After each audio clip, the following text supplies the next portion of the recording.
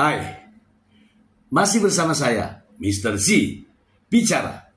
Tentu saja bicara tentang kebenaran berdasarkan fakta, data, dan realita.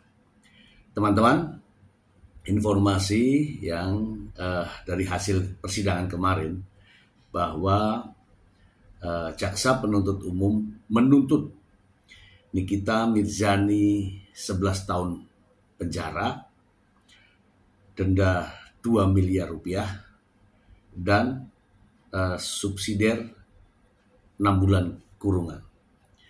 Demikian juga Ismail dengan 7 tahun penjara.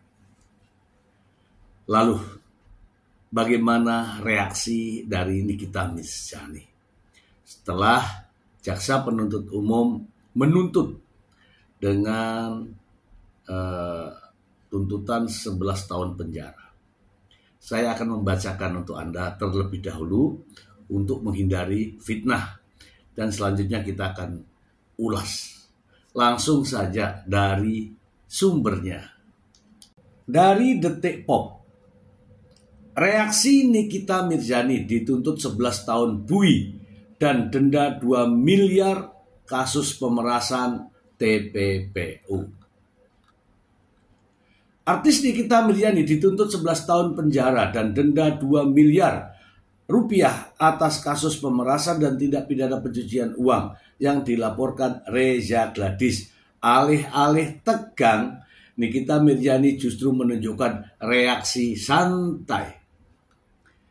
Setelah majelis hakim menutup sidang pada Kamis 9 Oktober 2025, sambil tersenyum, Nikita Mirzani menghampiri para sahabat dan kerabat yang ada di ruang sidang.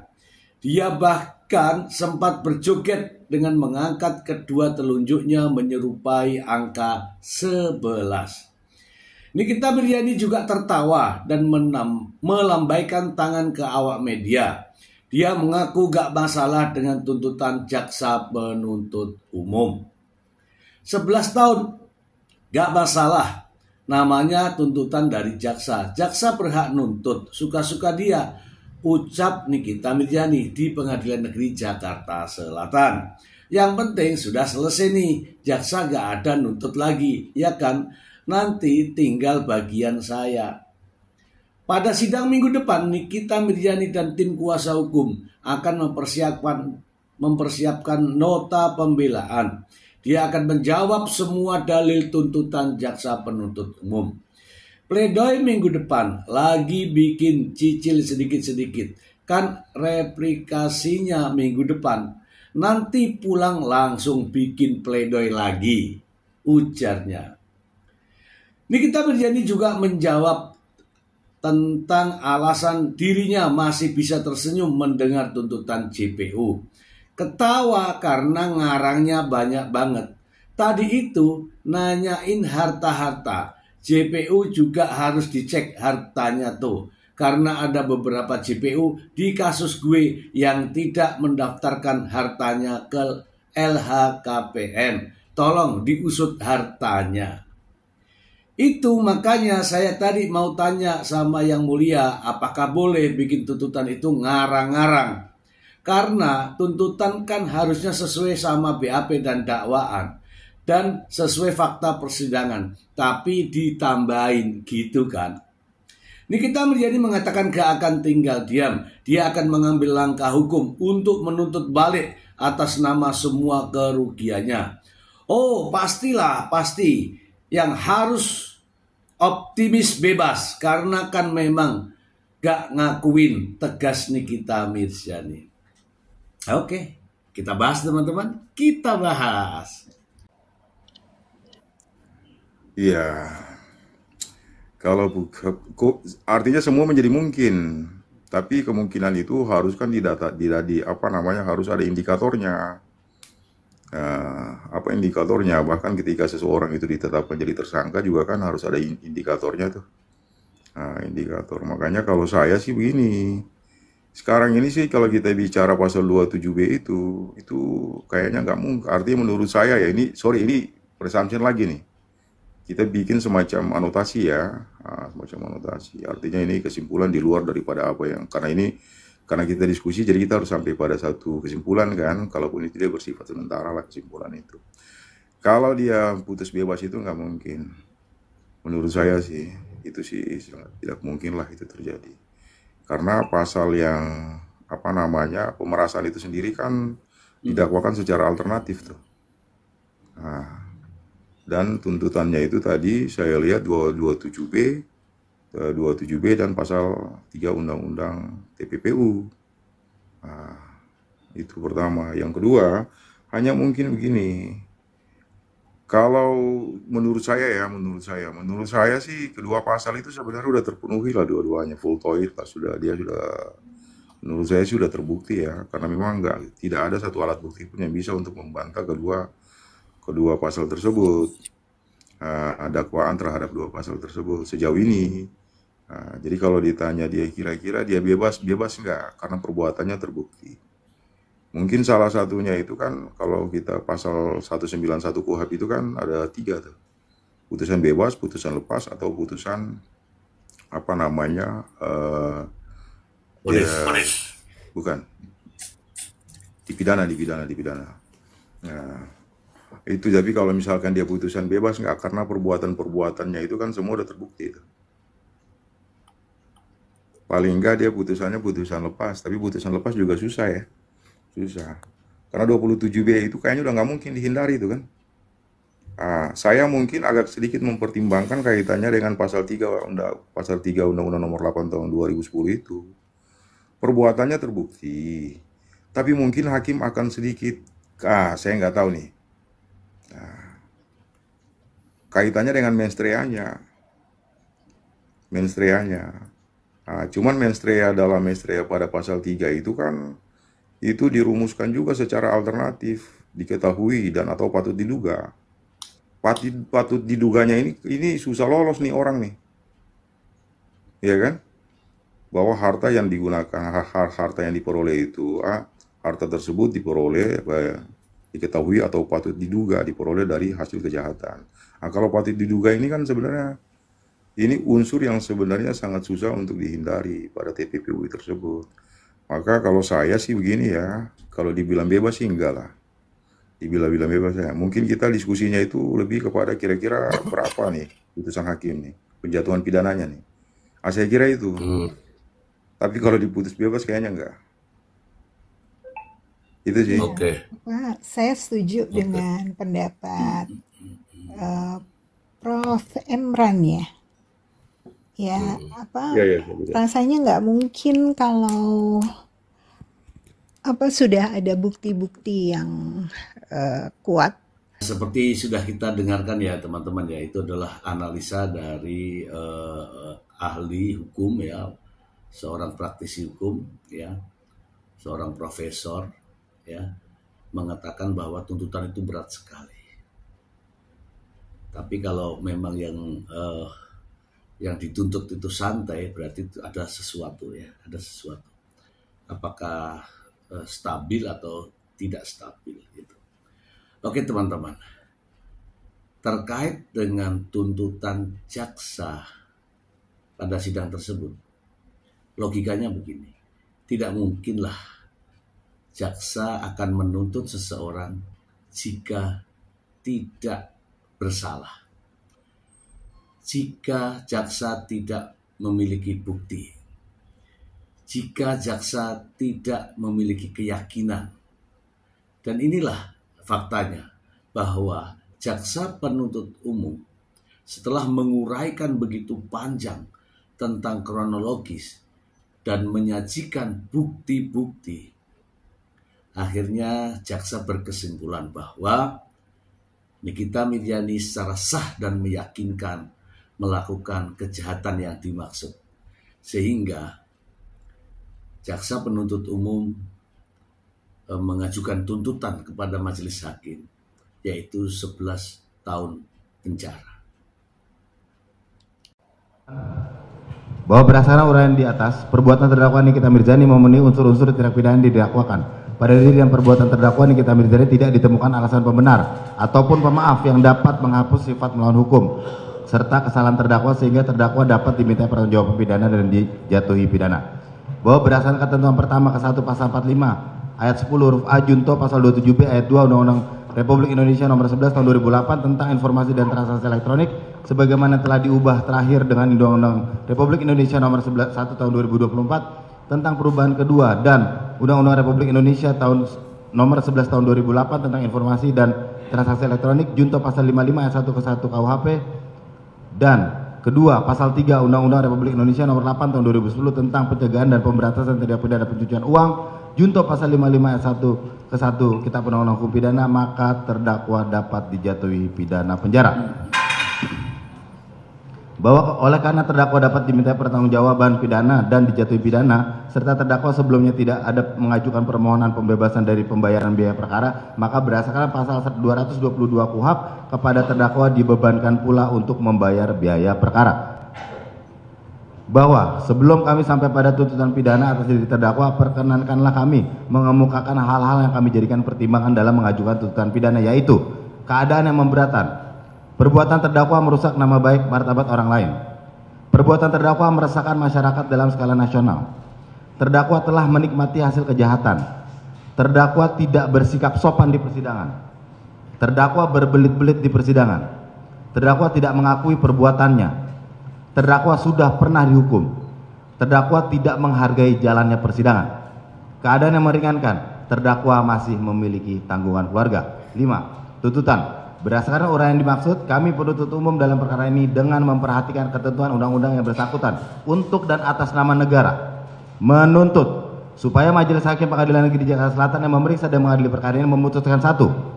Menyatakan terdakwa Nikita Mirzani telah terbukti secara sah dan meyakinkan bersalah melakukan tindak pidana mereka yang melakukan, yang menyuruh melakukan, dan yang turut serta melakukan perbuatan dengan sengaja dan tanpa hak mendistribusikan atau mentransmisikan informasi elektronik dan atau dokumen elektronik dengan maksud untuk menguntungkan diri sendiri atau orang lain secara melawan hukum dengan ancaman pencemaran dan atau dengan ancaman akan membuka rahasia, memaksa orang supaya memberikan sesuatu barang yang sebagian atau seluruhnya milik orang lain tersebut atau milik orang lain, dan mereka yang melakukan, yang menyuruh melakukan, turut serta melakukan perbuatan menempatkan, mentransfer, mengalihkan, membelanjakan, membayarkan, menghibahkan, menitipkan, membawa ke luar negeri, mengubah bentuk, menukarkan dengan mata uang atau surat berharga atau perbuatan lain atas harta kekayaan yang diketahuinya atau patut diguduganya merupakan hasil tindak pidana sebagaimana dimaksud dalam pasal 2 ayat 1 dengan tujuan menyembunyikan atau menyamarkan asal usul harta kekayaan sebagaimana melanggar pertama ke 1 pasal 45 ayat 10 junto pasal 27B ayat 2 Undang-Undang Republik Indonesia nomor 11 tahun 2008 tentang informasi dan transaksi elektronik sebagaimana telah diubah terakhir dengan Undang-Undang Republik Indonesia nomor 1 tahun 2024 tentang perubahan kedua atas Undang-Undang Republik Indonesia nomor 11 tahun 2008 tentang informasi dan transaksi elektronik junto pasal 55 ayat 1 ke 1 Kitab Undang-Undang Hukum Pidana dan kedua pasal 3 Undang-Undang Republik Indonesia nomor 8 tahun 2010 tentang pencegahan dan pemberantasan tindak pidana pencucian uang junto pasal 55 ayat 1 ke 1 Kitab Undang-Undang Hukum Pidana. 2. Menjatuhkan pidana oleh karena itu dengan pidana penjara selama 11 tahun dan denda sebesar 2 miliar rupiah dengan ketentuan apabila denda tersebut tidak dibayarkan maka diganti dengan pidana kurungan selama 6 bulan. 3. Memerintahkan supaya terdakwa tetap ditahan. 4. Menyatakan barang bukti berupa 1. Satu buah sistem elektronik akun WhatsApp dengan nomor 081288779794 sampai dengan barang bukti dengan nomor urut 39 1 unit handphone tipe iPhone 15 Pro Max warna silver dengan email 3546510935778 dan nomor 085217317386 seluruhnya dipergunakan sebagai barang bukti dalam perkara atas nama saksi Ismail Marzuki. 5. Menetapkan agar terdakwa membayar biaya perkara sebesar Rp5.000. Demikian surat tuntutan ini kami bacakan dan diserahkan dalam sidang hari ini Kamis tanggal 9 Oktober 2025 Jakarta 9 Oktober 2025 penuntut umum ditandatangani. Terima kasih. Mungkin sering Anda lihat ya, misalnya ada polisi menangkap seseorang, tidak mungkin dia ditangkap kalau tidak bersalah. Jaksa menuntut seseorang, tidak mungkin orang itu terbukti, ya kan? Terbukti tidak dituntut oleh jaksa. Jaksa menuntut seseorang karena cukup bukti. Terpenuhilah unsur-unsur dakwaannya. Demikian juga nanti hakim. Hakim akan memvonis seseorang kalau hakim telah meyakini bahwa minimal ya, sekurang-kurangnya 2 alat bukti yang disajikan di persidangan itu sah dengan keyakinan hakim. Ya, itulah faktanya. Sehingga hakim pada akhirnya akan menjatuhkan vonis kepada terdakwa. Makanya gue tadi mau nanya sama yang mulia gitu, apakah boleh bikin tuntutan itu mengarang-arang? Kamu kan tuntutan kan harusnya sesuai sama BAP dan dakwaan dan sesuai fakta persidangan. Tapi ditambah-tambahin gitu kan, dia udah udah selesai. Apa aja ditambah-tambahin? Menurut Anda sih mungkin? Ini banyak banget. Kita tadi nanyain harta. JPU juga harus dicek tuh hartanya tuh. Karena ada beberapa JPU yang di kasus gue itu tidak mendaftarkan hartanya ke LHKPN ya. Jadi tolong diusut hartanya. Inisial boleh nggak? Dona sama Bani.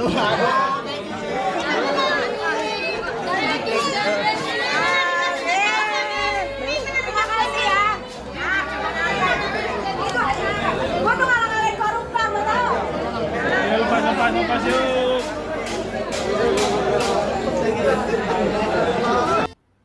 Alat ancamannya dirubah, ya.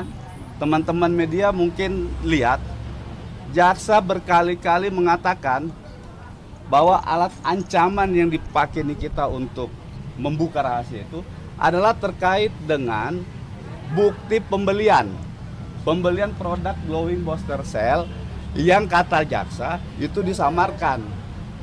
Dengan bukti itu kemudian dipakai untuk mengancam Reza Gladys. Nah, berarti jaksa sendiri tidak konsisten dengan dakwaannya. Di awal dia sebutkan bahwa ancaman itu karena mau membuka produknya yang bermasalah, menjelek-jelekan. Sekarang dirubah sama jaksa dalam tuntutannya, alat mengancam di dalam Undang-Undang ITE yang disebutkan jaksa tadi itu adalah karena ada pembelian produk glowing booster itu yang disamarkan tanggal pembeliannya. Nah, ini menarik. Nah, sekarang pertanyaan seriusnya, apa yang menjadi rahasia di dalam bukti pembelian itu? Kalau itu misalnya tidak disamarkan, ya logikanya begitu ya.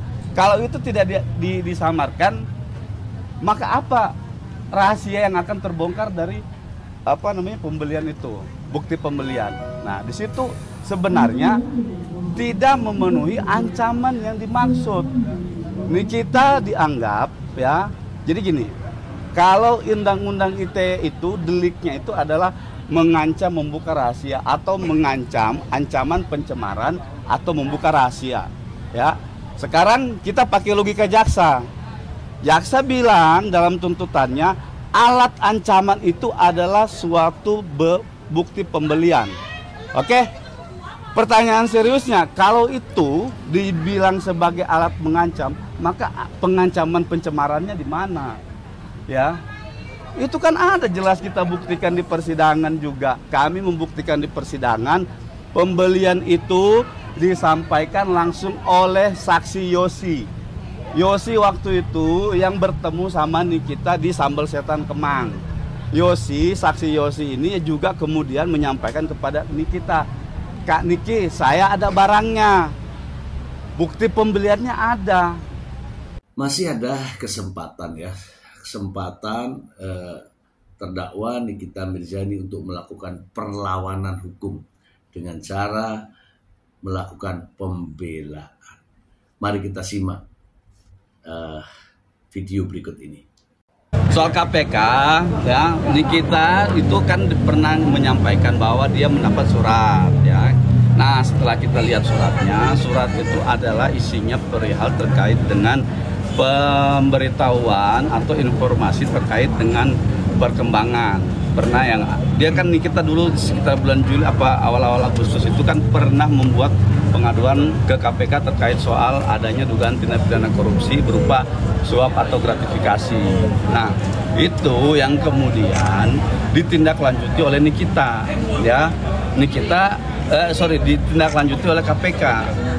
KPK menyampaikan bahwa terkait dengan laporan ini diharapkan kepada Nikita untuk melengkapi dokumen-dokumen pendukung terkait laporan tersebut. Nah, maka kita datanglah kemarin ke KPK, bertemu sama pihak KPK, menyerahkan dokumen, menyerahkan bukti, menyerahkan dokumen bukti-bukti lain. Nah, di situ kami akan siapkan kalau ada dokumen lain yang dibutuhkan akan kami serahkan lagi kepada KPK begitu. Berarti untuk pemanggilan Nikita untuk menjadi saksi di KPK masih belum ya, Bang? Oh bukan, itu bukan panggilan untuk dipanggil sebagai saksi, belum. Nikita memaknai mendapat surat itu dia dipanggil untuk melengkapi dokumen. Nah, dia dipanggil untuk melengkapi dokumen, kan kita tahu posisi Nikita lagi dalam tahanan hari ini. Ya kita diutus atau diberikan kuasa lagi kepada KPK untuk melengkapi dokumen-dokumen itu, gitu. Nggak ada ini soal nanti bagaimana hasilnya, seperti apa perkembangannya, nanti silakan tanya ke KPK. Kami cuman dalam kapasitas menyerahkan dokumen sesuai permintaan dari KPK itu sendiri. Hal-hal lain nanti silakan teman-teman konfirmasi langsung. Bang, tadi ada celetukan dari Nikita, ada pihak dua jaksa yang belum melaporkan KPK. Nggak tahu saya. Kalau soal nggak tahu itu. Nah, tadi Nikita mengatakan. Oh nggak tahu itu kalau soal dua itu tidak melapor. Belum melaporkan harta kekayaan. Oh nggak tahu lah saya itu. Saya nggak tahu itu, belum pernah dengar, barusan tadi ya disampaikan. Iya. Nggak tahu sih itu. Soal itu. Dengan hasil tuntutan 11 tahun denda 2 miliar seperti apa, Bang? Terlalu berlebihan. Ya, seperti teman-teman juga sudah lihat ya bagaimana saksi-saksi yang didatangkan untuk meringankan, ya namanya juga saksi yang meringankan. 4 orang dihadirkan oleh terdakwa, yaitu semua mengenai produk. Kemudian ada ahli-ahli yang didatangkan. Sama sekali saya lihat tidak mempengaruhi ya. Dan jaksa tetap sesuai dengan prinsip ya, bahwa ia ya telah membuktikan dakwaannya dan unsur-unsurnya telah disampaikan secara keseluruhan ya dalam proses persidangan tersebut. Demikian juga peran daripada Ismail Marzuki semua sudah diuraikan. Jadi mulai dari pasal 369 27B ayat 2, kemudian pasal 45 ayat 10 Undang-Undang ITE, demikian juga pasal 3 ya Undang-Undang nomor 8 ya tahun 2010 juga sudah diuraikan semuanya. Dan tidak ada yang ditutup-tutupi ya. Semua uraian jaksa itu adalah fakta-fakta yang didapatkan dari persidangan, ditambah dengan bukti-bukti yang tentu saja memberikan dukungan terhadap dakwaan jaksa penuntut umum. Ya kan? Anda masih ingat bagaimana dihadirkannya Sheila Sokiyah? Meskipun tidak berhubungan secara langsung dengan kasus tersebut, namun ini dapat mempengaruhi ya keyakinan jaksa penuntut umum. Demikian juga hadirnya saksi Deviena. Justru inilah yang menunjukkan bahwa pola, modus dan sebagainya itu dirancang sedemikian rupa. Jatuhkan produknya, ulas skincare, review, kemudian setelah kelepek-kelepek mintain uangnya. Begitulah modusnya. Kalau saya melihat dari fakta-fakta persidangan sebagaimana diuraikan oleh jaksa penuntut umum.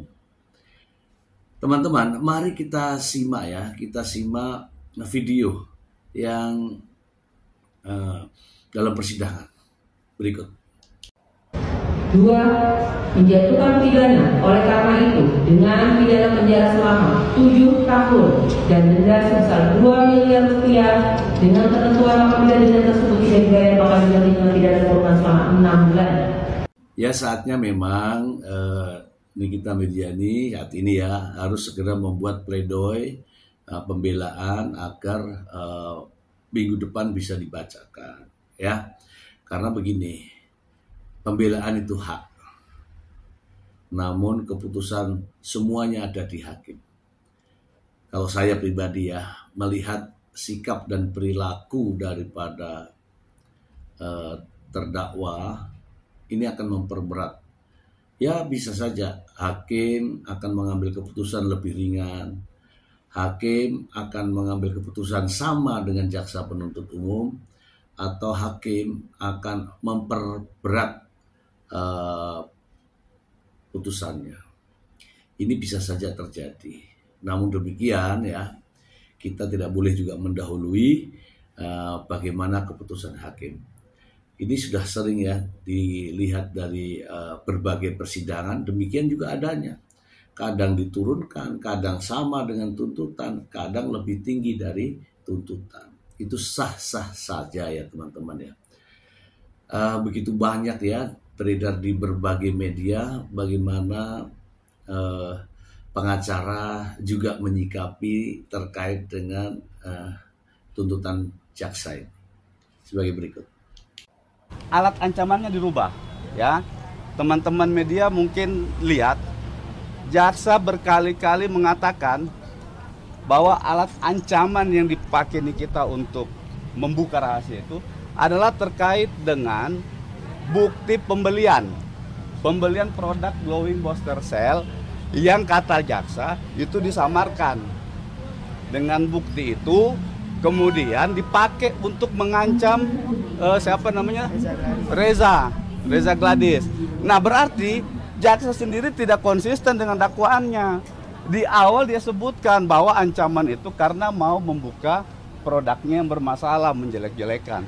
Sekarang dirubah sama jaksa dalam tuntutannya, alat mengancam di dalam undang-undang ITE yang disebutkan jaksa tadi itu adalah karena ada pembelian produk glowing booster itu yang disamarkan tanggal pembeliannya. Nah ini menarik. Nah sekarang pertanyaan seriusnya, apa yang menjadi rahasia di dalam bukti pembelian itu? Kalau itu misalnya tidak disamarkan, ya logikanya begitu ya. Kalau itu tidak disamarkan, maka apa rahasia yang akan terbongkar dari pembelian itu, bukti pembelian. Nah di situ sebenarnya tidak memenuhi ancaman yang dimaksud. Nikita dianggap ya. Jadi gini, kalau undang-undang ITE itu deliknya itu adalah mengancam membuka rahasia atau mengancam ancaman pencemaran atau membuka rahasia ya. Sekarang kita pakai logika jaksa. Jaksa bilang dalam tuntutannya alat ancaman itu adalah suatu bukti pembelian. Oke? Pertanyaan seriusnya, kalau itu dibilang sebagai alat mengancam, maka pengancaman pencemarannya di mana? Ya. Itu kan ada jelas kita buktikan di persidangan juga. Kami membuktikan di persidangan pembelian itu disampaikan langsung oleh saksi Yosi. Yosi waktu itu yang bertemu sama Nikita di Sambal Setan Kemang. Yosi, saksi Yosi ini juga kemudian menyampaikan kepada Nikita, Kak Niki, saya ada barangnya. Bukti pembeliannya ada. Itulah teman-teman ya. Itulah teman-teman. Kita sudah saksikan semuanya bahwa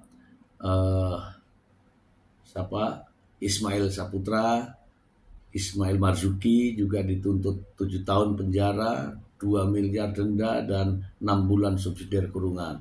Demikian Nikita Mirzani lebih berat lagi, dituntut 11 tahun penjara, denda 2 miliar dan subsidiar 6 bulan. Itulah konsekuensi perbuatan jika dilakukan ya secara bersama-sama. Dari pasal-pasal yang disampaikan oleh jaksa diuraikan secara jelas bahwa keduanya ya saya simpulkan keduanya secara sah dan meyakinkan melakukan perbuatan pemerasan dan juga tindak pidana pencucian uang. Ya, apapun reaksi Anda ya yang mendukung maupun yang tidak mendukung, silahkan Anda tulis dalam kolom komentar. Pasti akan saya berikan reaksi. Itu saja dari saya, semoga bermanfaat. Terima kasih. Bye.